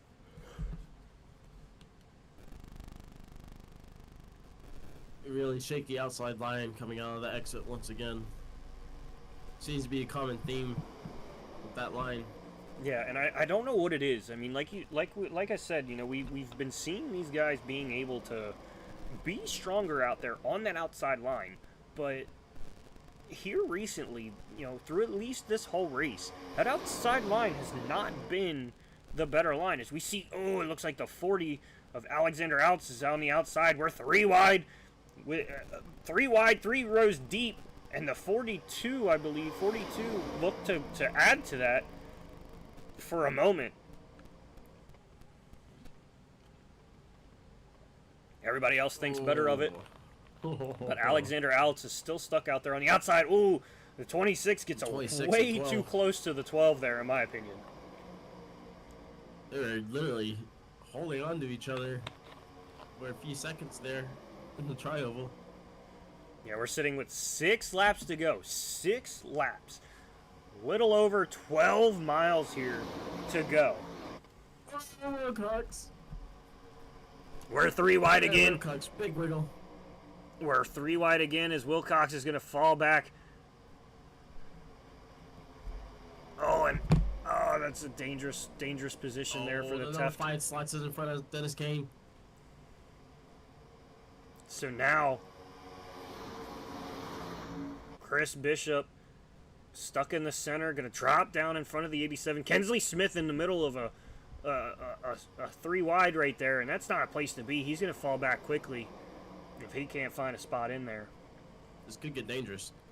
Absolutely. Very dangerous. I mean, we're They're getting pushing hard back there. very close to uncomfortable here. As Todd Slauson up towards the front and Honeycutt, they are all pretty much in a straight line. No real reason to step out now with just 5 to go. And as I say that, you can see the 5 of TJ Elaine trying to force the issue to get outside of these DEI race cars. Nobody in the rear wants to work with each other. They're all trying to fight for themselves, but they need to work with each other so they can even make up any ground at all.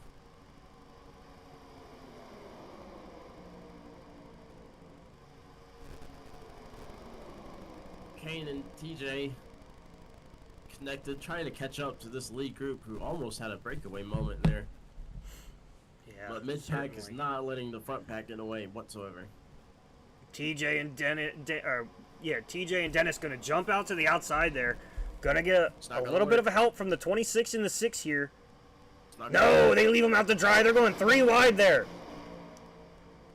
5 tries to cut off the Wilcox. Dennis Kane jumps back to the inside, probably for the better here, as the 5 and the 26 get way too close. There goes Truth Hoke, and the 40 of Alexander out. The 42 of Chris Bishop's in it, and he's going to get ran over again by the 70 of Cortland Herman.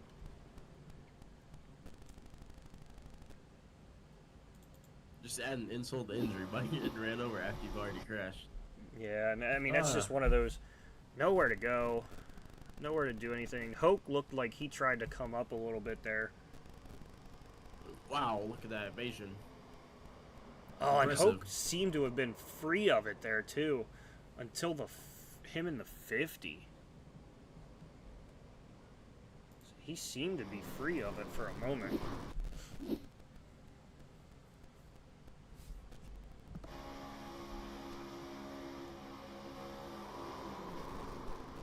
Actually, it doesn't even look like he came up at all.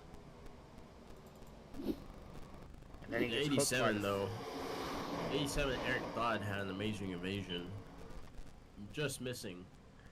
Truth. Oh, that looked like net got code. ran over. I think that was a net code because that didn't. Let's take a look back here. Like, look at the orange 87 though of Eric. Yeah, I just want to see this. Eric Dodd.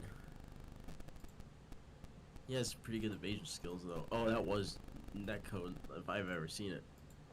I can't get it to stop.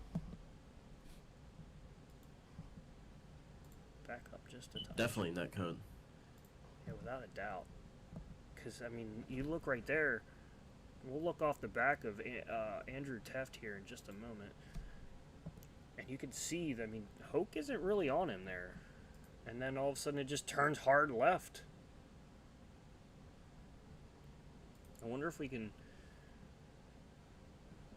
get with that 87, like you said. I know Hope too. He wouldn't just 87 at Eric Dodd. turn up. Let's take a peek on this one. Watch how hard he slings his car right to avoid Truth Hope. Oh! Wow, you were Barely not kidding lifted, there too. by any means. Barely lifted. That's how you drive one of these cars here at Daytona. And then, towards the end of that, Truth Hope gets grabbed by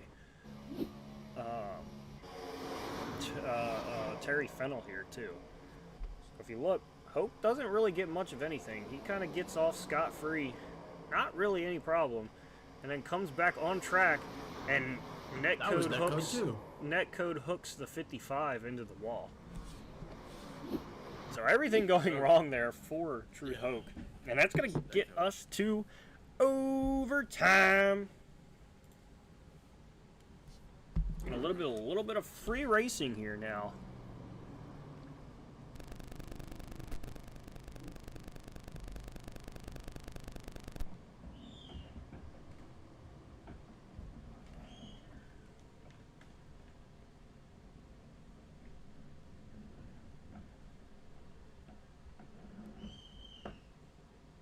crazy stuff.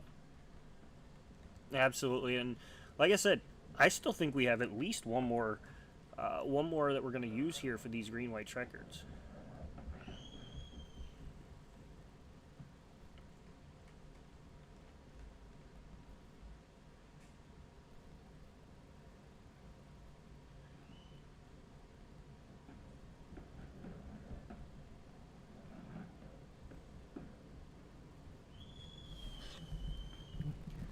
So, looks like lights are off on the pace car. We're going to see these guys rack them, stack them, and 2 wide.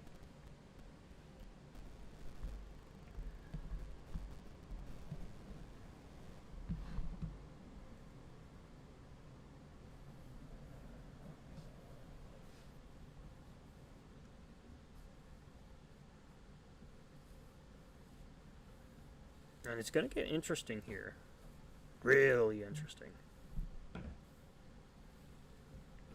Rack them, stack them.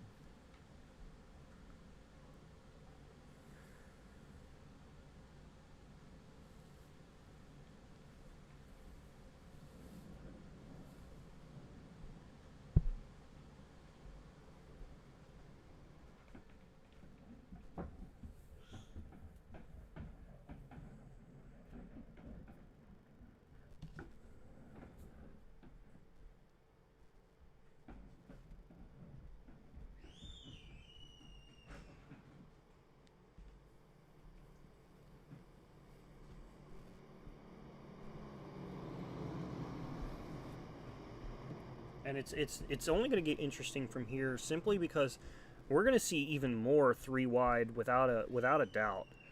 Might be 3 wide for the finish. Right, It is exactly, saying because if these they- guys are if not the top holding 5 back don't by crash any. each These other. guys are not holding back by any means.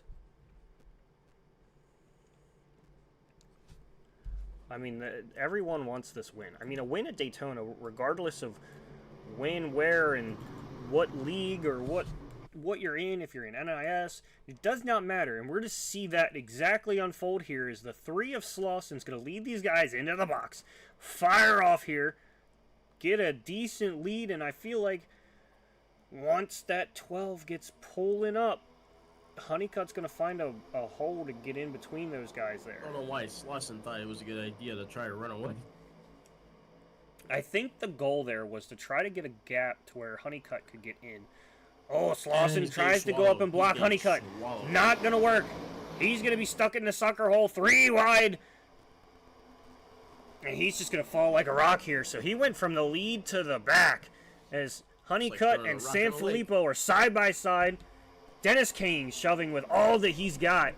We're going to see these guys come off of turn 4, and can they grab the white flag? Hey, 12 versus the 13. Didn't see this coming, honestly. Dennis Kane in the number 5. Oh! This guy's red. Does that cause a caution? This guy- No. He's going It's- into Kinsley Smith with him. No caution. We stay green. Sanfilippo, Wilcox. Wilcox, Honeycutt. Driving through turns 1 and 2. Gonna see them drag race down the backstretch. Honeycutt.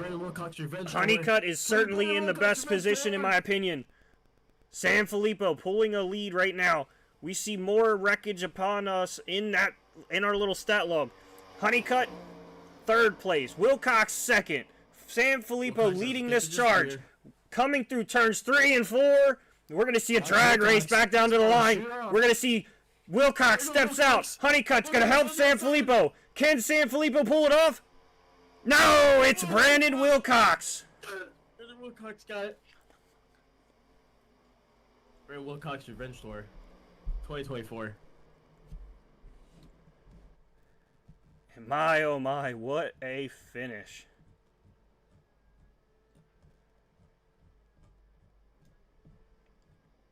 Let's go back here. Look at this finish here. Gonna pop on to Dennis Kane. Door bumping there, door bumping there. And he gets hooked hard by the 5. And oh, look at the whole pack except for 4 cars. 4 cars.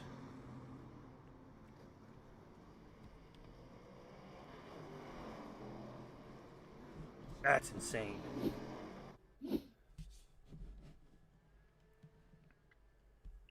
So Brendan Wilcox going to be the winner of the race here. He's going to come down. He's going to burn them down. And certainly got to feel great for him. I mean, look, he's just doing a backwards drifting burnout there. I don't even have words for the end of this thing because that was phenomenal. I mean, that was probably one of the best finishes I've seen in Daytona in a long time. Yeah. Real life or sim racing. Exactly.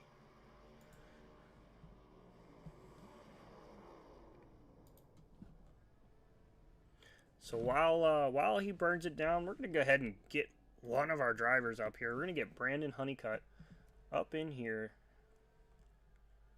as soon as I can find our guy.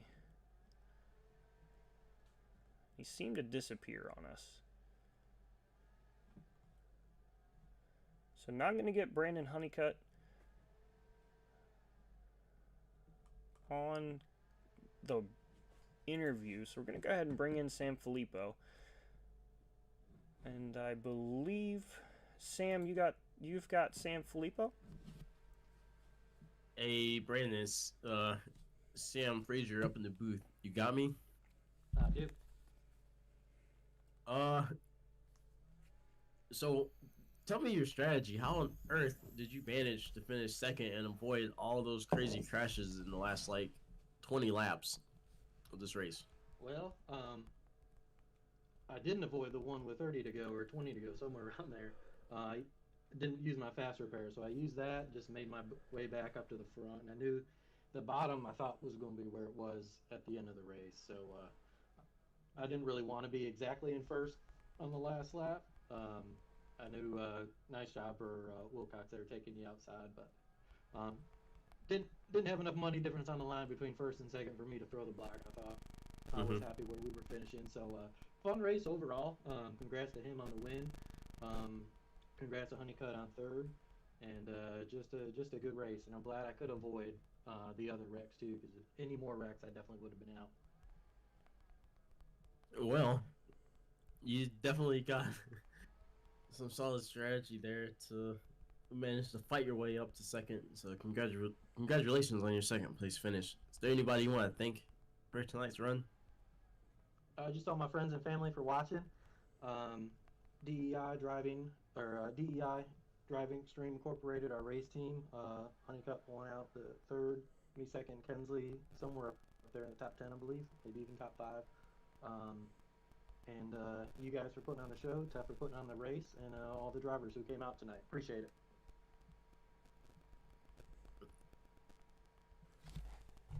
All right. Thanks again for your time, Brandon, and we'll hopefully see you on the next one. All right, appreciate it, guys. With that being said, we're going to go ahead and bring up our winner here, Brendan Wilcox. It's Jordan and Sam up in the booth. You got a copy, brother? Yeah, what's going on, guys? So you come home winner of this Firecracker 250 and did it in a dramatic fashion, in my opinion. I mean, the entire field, except for 4 of you guys, I want to say, wrecked at the finish there, coming to the white flag, and it was just a 3-horse race there at the end, and you come away beating 2 DEI guys to do it. Yeah, that was crazy for sure. I just gotta say thanks to Brandon and then Honeycutt too. I mean, Brandon definitely could have ran me hard there, and I'm just thankful that we were able to keep it clean, and then finish in good spots. And honestly, I was thinking that I was like, oh, I'll just settle here, see how things go. And then when the field wrecked and I saw that it was just us 3, I'm like, well, dang, I have a shot here. So that's when I made that late move, and yeah, really thankful it all worked out. Yeah, and I think Honeycutt just sticking behind you just for a few more seconds was what ultimately kept San Filippo being able to get to and by you there, because I mean you won barely by anything, and Yeah. I think just being there behind you for like a couple more seconds was what was gave you the ability to kind of stay ahead of these guys, and winning money is always a great thing, especially when we're on a sim like this. So I mean, that's got to feel great. Oh, it feels awesome.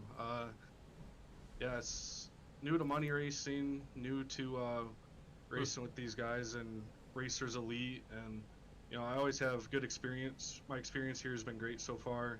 The guys always race clean, and it's just a fun group of guys to run with for sure. Certainly, and I don't remember. Do you run in any of the series, or do you do the single? No, I do the Thursday night, the next gen. Okay, that's right. It's Racers Elite is still a newer one that I've been working with, but certainly this has also got to be kind of a jump start, and kind of get you excited to go back league racing, and give you momentum still in a way. It's not for points, it's purely for money racing, but it's still got to do something for your confidence going into the next week of races. Yeah, for sure. It's also racing hard. I mean, it's a good experience. I was lucky enough to make the playoffs this season for our league, and ended up having a good result. So, like you said, that confidence going into the next race is huge, and hopefully that momentum can keep going forward. Yeah, well, certainly a great win for you, and who do you need to thank and shout out here for helping you get through to this win? Well, friends, of course. I had a spotter. My spotter, Will, tonight. He was there, guiding me along, keeping me calm, and then you guys for taking time out of your day to give us this broadcast, give us this experience. Really appreciate it. And then all the guys here at Racers Elite. It's always fun racing with them, and look forward to the next one. Yeah, we certainly look forward to the next one, as well as some more league racing with the Racers Elite company. And congratulations on the win, brother. Thank you, guys. I appreciate it.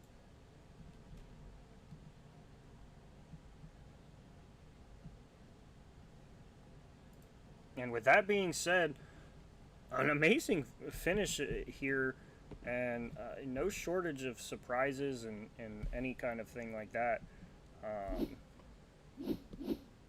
I mean, it was an action-packed filled race, and ultimately it didn't disappoint in any shape, form, or anything.